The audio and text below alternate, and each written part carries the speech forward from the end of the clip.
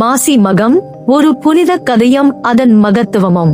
நீண்ட காலத்திற்கு முன்பு தேவலோகத்தில் தேவர்கள், முனிவர்கள், மகா ரிஷிகள் அனைவரும் ஒரு சந்தேகத்தில் இருந்தார்கள். பாவங்களை நீக்கி மறுபிறவி சுமைகளை குறைக்கும் ஒரு நாள் இருக்க முடியுமா என்ற கேள்வி அவர்களை சிந்திக்க வைத்தது. அப்போது மகாவிஷ்ணு, சிவபெருமான், பிரம்மா மூவரும் தேவர்களை அழைத்து பேசினர். ஒரு நாளில் நீராடினால் அனைத்து பாவங்களும் கழியும் என்றால் அது எந்த நாள் என்று தேவர்கள் கேட்டனர். அப்போது வசிஷ்ட முனிவர் தன் தியானத்திலிருந்து எழுந்து கூறினார், மாசி மாதம் மகம் நட்சத்திரம் சேர்ந்த நாளில் பூமியில் தீர்த்த நீராடினால் அது பாவங்களை அகற்றும். இதுவே மாசி மகம். தேவர்கள், ரிஷிகள் அனைவரும் ஆச்சரியத்தில் உறைந்து போனார்கள். அப்போ இந்த நாளில் நீராடினால் பவித்ரம் கிடைக்குமா? வசிஷ்ட முனிவர் மெதுவாக நினைத்தார். பிறகு தனது ஞான திருஷ்டியால் ஒரு காட்சியை அனைவருக்கும் காண்பித்தார். கதை: தீர்த்தத்தின் மகத்துவம். ஒரு சமயம் ஒரு பக்தன் இருந்தான். அவன் பெயர் சந்திரன். எப்போதும் நல்லவற்றை செய்ய விரும்பினான்.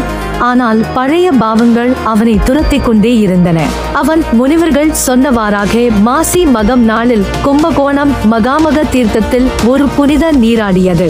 அப்போது நடந்த அற்புதம், அவனது உடலில் இருந்த கர்ம பாசங்கள் நீங்கி அவன் மனதில் ஒரு வெளிச்சம் வந்தது.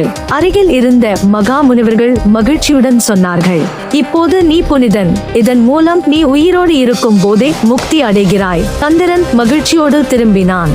அவனது வாழ்க்கை அப்போது முதல் மாற்றமடைந்தது. மாசி மகத்தின் சிறப்பு. இந்த நிகழ்வை நினைவு கூர்ந்தே மாசி மகம் புனிதமான நாளாக கொண்டாடப்படுகிறது. திருத்தீர்த்த நீராடல்.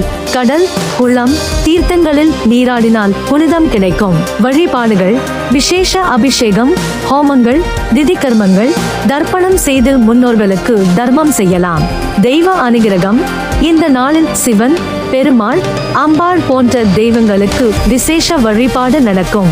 மாசி மகம் நடைபெறும் முக்கிய இடங்கள்: கும்பகோணம் மகாமகம், திருவண்ணாமலை, மதுரை மீனாட்சி அம்மன் கோவில், ராமேஸ்வரம் போன்ற பல திருத்தலங்களில் மகா தீர்த்தவாரி நடைபெறும். நாளை மார்ச் 12, 2025 மாசி மகம் நாளில் புனித நீராடி தெய்வங்களை வழிபட்டு புண்ணியங்களை சேர்த்து கொள்ளுங்கள். ஒரு நீராடல் பாவ மன்னிப்பு, ஒரு வழிபாடு பரம முக்தி. இந்த வீடியோவை பார்த்த அனைவருக்கும் நன்றி.